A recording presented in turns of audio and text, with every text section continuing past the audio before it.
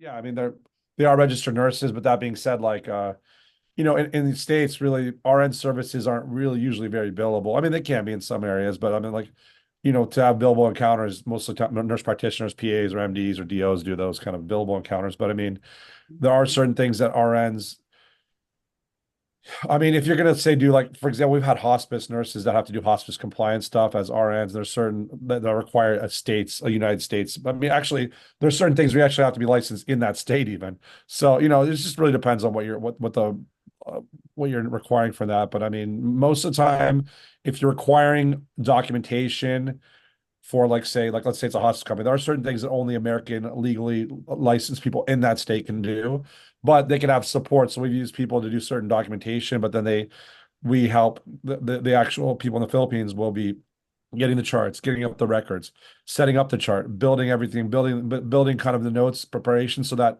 the RN can kind of look over stuff and this it'll help with the sign up. It's like even when a doctor sees a patient as a scribe, that scribe isn't signing off on my note. They're not signing off on my visit. They can't bill for what I do, but they can pretty much spoon feed all the information, listen to everything I'm doing, have it all documented. So essentially I can just authorize and sign off as quickly as possible.